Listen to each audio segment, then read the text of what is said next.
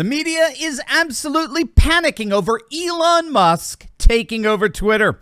In this video, we're going to take a look at the ridiculous attempts by the legacy media to try to stop Musk from taking over Twitter. We're going to see precisely why the woke left is seemingly so addicted to canceling free speech, and stick them at the very end of this video when I'll reveal why it's all too little too late. There's absolutely nothing the legacy media can do about it. You're not going to want to miss this. Greetings, everyone. Dr. Stevie with you. Great to be with you. As always, I am your daily fake news antidote. So come on in to your Patriot Professor's Den, where I help you to think better so you can feel better in these crazy and turbulent times. So if you haven't already done so, you know what to do. Make sure to smack that bell and subscribe button. Before we begin, many of you have been so kind to ask how you can help us during this trying time for the channel. And really one of the best ways is to click on the link below and go get yourself one of 200 products over at MyPillow.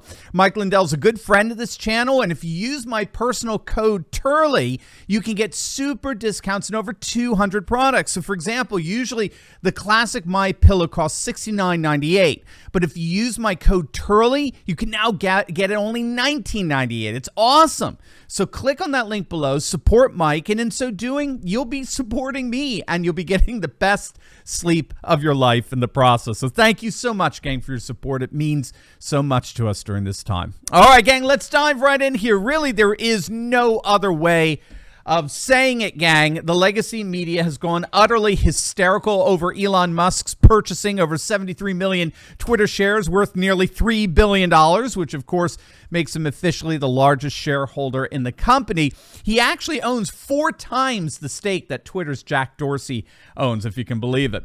And the media is recognizing that it looks like Elon Musk is positioning himself to do something really big. I mean, something really, really big, like actually rescue Twitter from the cancel culture hegemony of the woke left that currently rules the discourse allowed on the platform.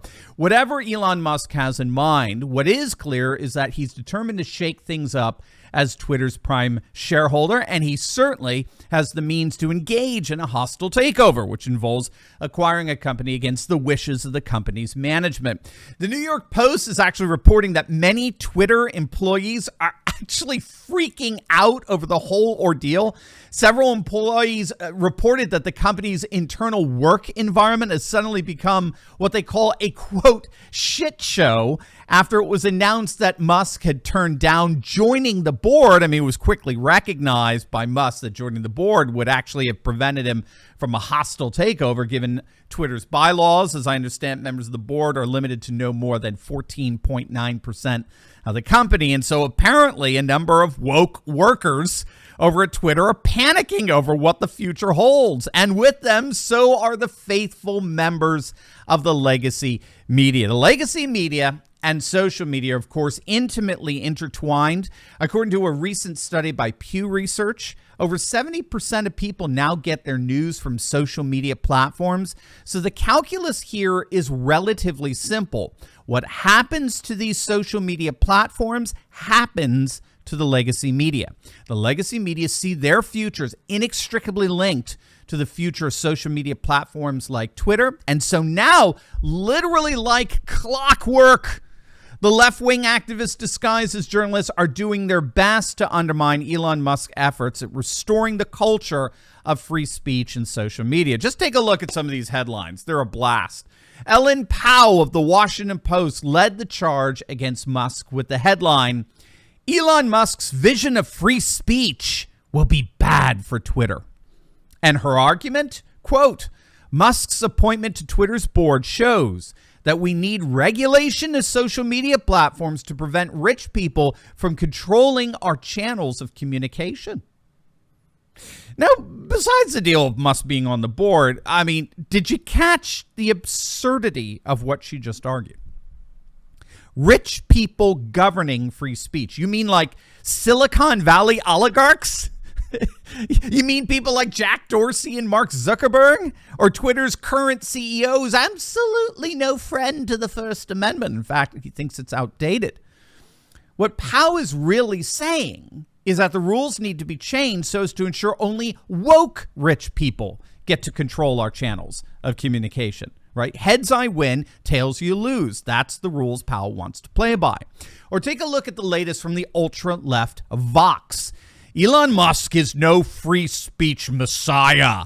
Well, I don't know how many people are waiting for his second coming, but he certainly is a free speech advocate. Just ask the woke worrywarts inside Twitter who are desperately looking for safe spaces like they did when Musk hosted SNL. Or, of course, the CRT intoxicated staff over at MSNBC. They've deferred to their tired old Elon Musk is a racist refrain. One commentator claimed that Musk is, quote, nostalgic for his South African apartheid past. I mean, talking about grasping at straws. But I gotta say, my favorite comes from the ultra-left Guardian in a piece by the comparably ultra-left former Labor Secretary under Bill Clinton, Robert Reich, who called Elon Musk's vision for the internet, quote, dangerous nonsense. And what's so fascinating about this article is that its original form had a byline that has since been deleted because it was so embarrassingly absurd. The original byline read, quote, Musk has long advocated a libertarian vision of an uncontrolled internet. That's also the dream of every dictator, strongman, and demagogue. Yes, of course, libertarian free speech is the dream of every anti-libertarian despot. Can you say square circles? The byline's been mocked so many times, ironically on Twitter, that the Guardian appears to have deleted it from the headline. I mean, this is just utter absurdity. But it's no more absurd than what Robert Reich was actually doing. He's using his own free speech platform to argue against free speech. It's a performative contradiction. It's like saying, I can't express myself with words, or I can't speak a word of English, right? Arguments that suppose the legitimacy of free speech in order to argue against its legitimacy are a contradiction in terms. And that's, of course, what Robert Reich and all these other leftist activists are doing. The question is why? Why are these people so addicted to using their freedom of speech to suppress ours?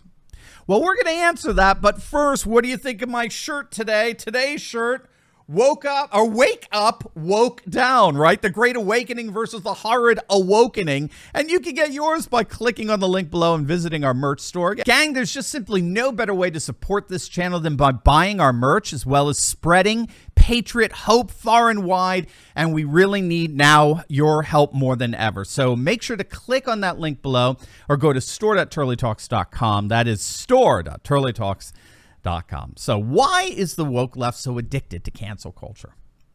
Well, obviously there's multiple layers to that. But one takeaway here that helps me make sense of this addiction to free speech suppression among the radical left comes from the fact that their commitment to politically correct wokeism entails something known as radical perspectivism. It's a fancy schmancy word that basically entails the notion that dissent from certain views about politics and culture and life is simply not allowed. You're not allowed to hold an alternative point of view from that of the woke left.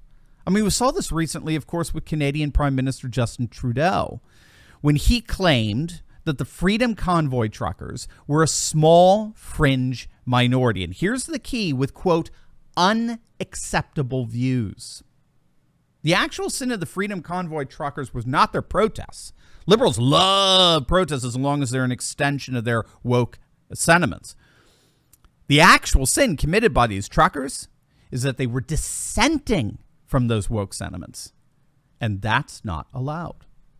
Now, why isn't it allowed? Well, it's because leftist liberalism operates according to what's called totalizing categories. So, for example, woke leftists never talk about constitutional rights or American rights. They only talk about human rights. Now, you note human rights is a totalizing category in that there's no basis for dissent. There's no basis for legitimate political dissent without being what? If I'm trying to dissent from human rights, what does that make me? It makes me, by definition, anti-human. Or think about the whole notion of the left's obsession with women's rights. How do I dissent from women's rights without being what? Misogynist, anti-woman. And we can keep going and going. I can't dissent from minority rights without, by definition, being anti-minority. I can't dissent from LGBT rights without being, some kind of phobic. Woke leftism is built on totalizing categories from which there is no recognized legitimate dissent. Anyone who dissents from the norms of leftist liberalism is by definition a racist, sexist, and all kinds of phobic. This is all a fancy way of saying that neoliberalism shuts down debate. Any dissenting opinion is automatically considered utterly offensive and abusive. So that's the radical perspectivism of the woke left. The good news, as we're finding out with Elon Musk, the good news is that it is all imploding. And it's collapsing largely under the weight of what's called the network society. And the network society is a new social order that's increasingly decentralized and disestablished in that it's organized by vast, seemingly innumerable internet networks. And it's one that the legacy media just simply can't compete with anymore. And this is why the future of news is really independent content creators who are able to communicate their own perspectives on what we can all see and hear via the network society. In the old industrial society model, the media actually controlled, they had a monopoly over what you could see and hear. But in a network society, we can bypass the big media in a manner comparable to the way email or texting or instant messaging bypasses the old post office. And in such a world, the legacy institutions like big media can no more define for you what is legitimate opinion or legitimate news any more than the post office can define what is and what is not legitimate mail. Those days are over. And there's nothing that the woke whiners in the legacy media can do about it. Now, before you go, you will definitely want to check out my latest video I just uploaded on how the Biden crime family is unraveling as shocking new Hunter revelations come to the surface. You are not going to want to miss that one. So make sure to click on the link and I'll see you over there. God bless.